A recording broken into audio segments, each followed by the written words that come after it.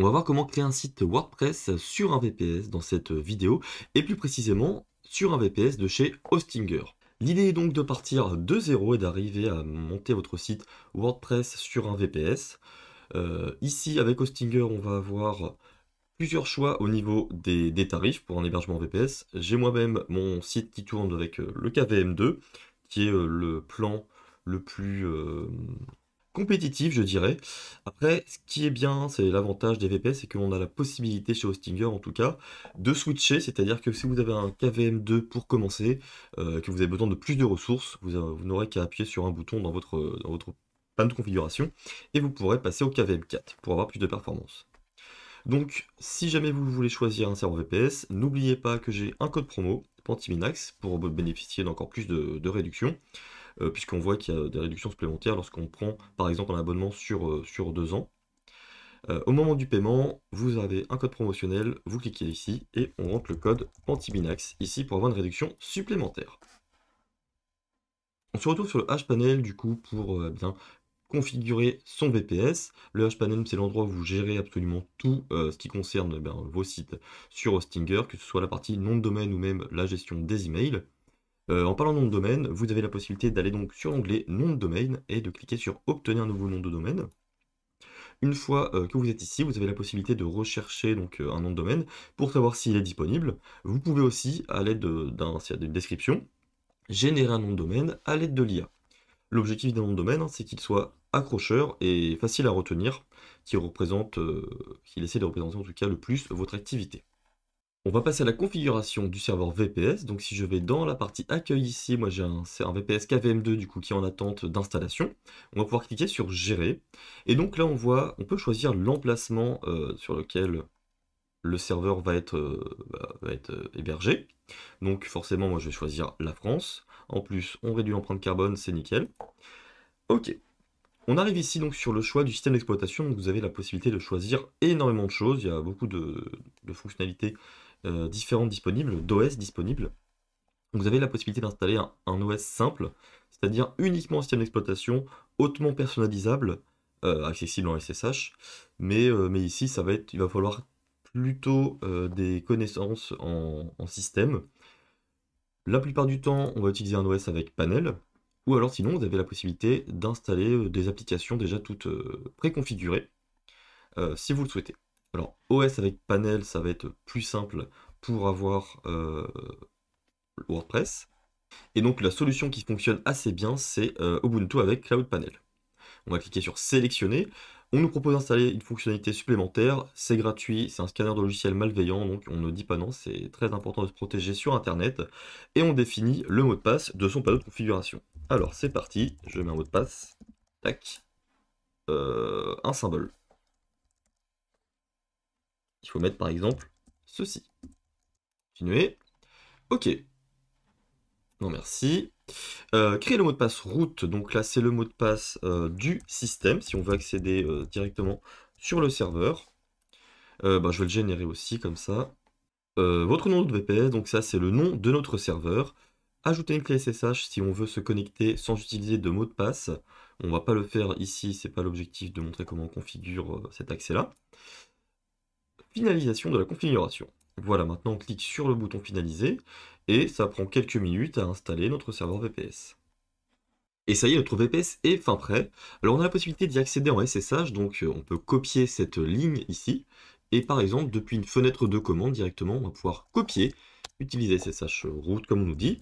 Je dis oui que je veux bien ajouter cette adresse IP à la liste d'adresse IP accepté.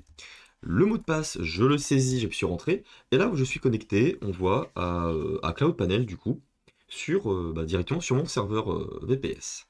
Mais on va pas aller plus loin, l'objectif ça va être de voir comment on configure Cloud Panel. Donc là, on nous dit d'aller sur le tableau de bord VPS, gérer le VPS, on est ici.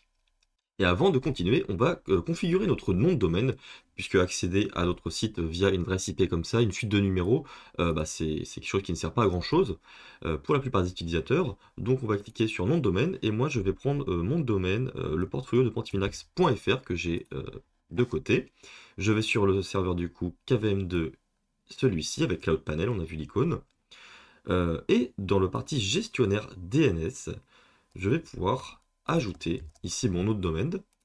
Hop, ok. Le tableau donc là, on nous dit que mon nom de domaine est bien détecté sur mon compte, donc je peux ensuite aller dans le tableau de bord des noms de domaine pour pouvoir le configurer. Là, on a simplement fait une vérification. Et sur le portfolio de Portminax.fr, je clique sur Gérer. Je vais arriver ensuite sur la page de paramètres. Ce que je vais faire, c'est dans la partie DNS et serveur de nom, on va aller sur la partie de la gestion des enregistrements DNS. Et ce qu'il nous faut faire, c'est effacer tous les enregistrements A. Donc on peut trier ici, comme ceci. On clique sur effacer. J'en avais qu'un. La prochaine étape, ça va être d'ajouter les enregistrements A, du coup, pour pointer vers le serveur VPS. Comment on fait ça? On utilise l'enregistrement de type A. On utilise arrobase pour dire que ça va pointer bien vers ce nom de domaine. Arrobase, ça veut dire l'entièreté du nom de domaine. Et on pointe vers une adresse IP. C'est l'adresse IP du VPS. Cette adresse IP, moi je l'ai ici. Mais si on va, alors je clique d'abord sur ajouter pour le faire. Hop, vous pouvez le retrouver dans la partie VPS et vous voyez, vous avez l'adresse IP qui est juste ici. Alors, une fois qu'on a ajouté l'enregistrement arrobase, on va faire la même chose, mais cette fois-ci, au lieu de mettre arrobase dans la case nom, on va mettre 3W. On remet notre adresse IP, le champ TTL, on n'y touche pas, on laisse la valeur par défaut 14400. Ici, on clique sur confirmer. Et voilà, les enregistrements DNS ont été créés avec succès. Ça peut mettre un certain temps, jusqu'à 24 heures, pour que les enregistrements se mettent à jour et qu'on puisse accéder à notre site via le nom de domaine. La prochaine étape, ça va être d'aller sur le Cloud Panel pour pouvoir configurer WordPress. Je vais donc dans la partie VPS, je vais sur le VPS qui m'intéresse. Ici, j'ai l'onglet Accès au panneau et on a l'URL de connexion pour l'administration de Cloud Panel. Alors là, on va avoir un problème, c'est ça, de sécurité, parce que le certificat SSL n'est pas encore installé, comme le site est tout nouveau. On va pouvoir mettre la langue français. Ici, je vais me connecter avec l'identifiant que j'ai créé, qu'on a créé juste avant, pour le Cloud Panel. Je me connecte. Et voilà. On me dit qu'il n'y a pas de site, c'est normal, il va falloir qu'on le crée. On clique sur Ajouter un site, créer un site WordPress. Ici, on nous propose les différentes choses à faire. Donc, le nom de domaine, le portfolio de Portminax.fr. Donc là, vous rentrez tout simplement votre nom de domaine. Le titre du site, je vais l'appeler le portfolio de Portminax. Ici, on n'a pas besoin de mettre on va laisser site user. Le mot de passe, on va le laisser tout ça comme ça. Voilà, par exemple pour l'email, etc. Ce n'est pas multisite. Ici, c'est l'identifiant pour se connecter en tant qu'administrateur à WordPress. On clique sur créer. Ah, pardon. On va écrire site user. Voilà. Créer. Le site va donc se créer automatiquement pour nous. Maintenant que notre site est créé, alors stockez bien toutes ces informations, bien sûr, pour ne pas perdre l'accès au site, à la base de données ou à l'espace d'administration de WordPress. La chose que l'on va faire, c'est installer le certificat SSL. Le certificat SSL, c'est quoi? C'est ce qui vous permet, vous savez, d'avoir en haut à gauche le cadenas qui vous indique que le site est sécurisé, puisque l'obtention de ce certificat SSL permet de crypter les données qui transitent sur le site. Donc c'est très important. On va pouvoir aller du coup sur le site ici, cliquer sur Gérer. On va avoir ici SSL/TLS. On clique sur l'onglet. Et dans Action, on va cliquer sur Nouveau certificat Let's Encrypt, pardon. Ça va nous apporter automatiquement ce qu'il faut. Alors, normalement, les enregistrements DNS sont déjà configurés sur Hostinger, c'est qu'on en a fait en début de vidéo. On clique sur Créer et Installer. Et ça devrait nous configurer notre certificat SSL. Et voilà, le certificat est installé. On a désormais normalement la possibilité d'aller sur le domaine, voilà, le portfolio portminax.fr. On voit bien le HTTPS et le certificat qui est valide. Donc ce que l'on peut faire, c'est ensuite accéder au panneau d'administration de WordPress cette fois-ci. Pour ce faire, dans la barre d'adresse, vous avez juste à écrire /wp-admin. Et vous arriverez sur l'espace de connexion. Alors ici, je vais remettre le username que l'on a mis tout à l'heure. Moi, c'est tout bêtement admin et le mot de passe que j'ai choisi, je me connecte et j'arrive sur le panneau d'administration de WordPress. Maintenant que votre site est en ligne, il va falloir le personnaliser pour avoir quelque chose d'unique. WordPress offre une possibilité infinie de personnalisation puisque vous avez par exemple, vous avez des thèmes. Les thèmes sont fournis, alors ici avec, il y a 3 thèmes de fournis. Vous avez la possibilité de les personnaliser ou bien d'en activer, on peut en activer qu'un seul. Vous pouvez faire des previews directement. OK. Et ce qui est très intéressant, c'est aussi la possibilité bien d'en chercher. Il y a une boutique de thèmes qui vous propose des milliers de thèmes à installer. Un qui est très populaire, c'est Astra. C'est Astra. C'est très important de choisir un thème comment dire, qui est responsive, c'est-à-dire qui fonctionne très bien en version ordinateur et en version mobile. On va pouvoir cliquer ici sur Installer pour Astra et on va ensuite pouvoir aller dans les thèmes et cliquer sur Activer. Mon thème est donc activé, je vais pouvoir aller sur mon site et on se retrouve avec une page alors assez simple, hein. On n'a pas de contenu donc forcément on n'a pas grand chose à voir, mais c'est épuré, c'est lisible, c'est très bien comme thème, hop. Et donc si on clique sur Customize, on a la possibilité de modifier énormément de paramètres. D'ailleurs, c'était pas publié, en fait c'est peut-être pour ça que mon site n'était pas beau. Et si je clique sur Publier, que je fais la fermeture, hop, je reviens sur mon site. Voilà, on a effectivement quelque chose d'un peu plus sympa ici. Un design quand même qui ressemble à quelque chose de professionnel. Tac. Et la magie du WordPress ne s'arrête pas là puisqu'on a un espace de plugins, donc des extensions en fait que l'on peut installer. Alors il y en a pareil, il y a une boutique d'extensions qui nous permet d'installer énormément de choses. On retrouve plusieurs catégories de plugins. Les plugins pour le SEO, c'est-à-dire des plugins qui vont t'aider à être dans les premiers résultats sur Google, notamment, alors si on va dans populaire, on va peut-être le trouver. Yoast SEO, voilà, un plugin que l'on peut effectivement installer et qui va nous aider à configurer notre site pour être dans le top des résultats de recherche Google avec nos articles. On ne peut pas faire la configuration, mais l'idée c'était de l'installer, voilà. Skip, hop, ça nous rajoute tout un panel de menus avec la configuration de cette extension. On va aussi avoir des extensions d'optimisation pour que les images soient moins lourdes, pour qu'elles chargent plus vite, avec par exemple Auto Optimize, cette extension qui va permettre d'optimiser tous les fichiers du site de façon à ce qu'ils soient servis plus rapidement aux utilisateurs et qu'il y ait moins de latence. Voici le plugin Auto Optimize.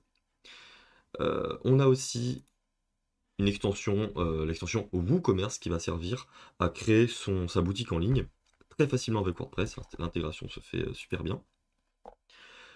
Dans la plugin du coup ici installée, on a la possibilité voilà, de les activer ou de les désactiver, juste ici. WordPress propose en plus de tout cela, bien entendu, des outils pour créer des posts, donc des articles et des pages de manière assez simple. Donc là on a déjà un post d'exemple, on va pouvoir créer un nouvel article en cliquant sur Add New Post. Et on a un éditeur qui nous permet de créer facilement nos articles. Alors ici, c'est le titre de l'article. On peut choisir de le cacher ou de l'afficher. L'extension Yoast SEO, comme je vous disais, va permettre d'optimiser le référencement sur Google. Avec du coup, ça nous donne tous ces outils-là. On voit en fait à quoi va ressembler notre article sur Google, dans les résultats de Google. Et on nous dit à chaque fois, grâce à la barre verte ici, si le contenu, la qualité de la métadescription est correcte, etc., etc. Vous avez donc un éditeur en bloc sur WordPress. Si je clique sur le bouton plus ici, je vais pouvoir choisir énormément de choses. On a une liste qui permet d'intégrer toutes sortes de choses, comme par exemple des vidéos YouTube, des choses sur Spotify, ou encore de mettre des calendriers, des catégories, etc., etc. On a vraiment énormément de choses personnalisables. En utilisant le caractère slash, vous avez la possibilité d'accéder à des raccourcis. Donc par exemple ici de faire un système de colonnes 50-50 et d'ajouter des éléments dans ces colonnes. Voilà, donc c'est vraiment bien fait.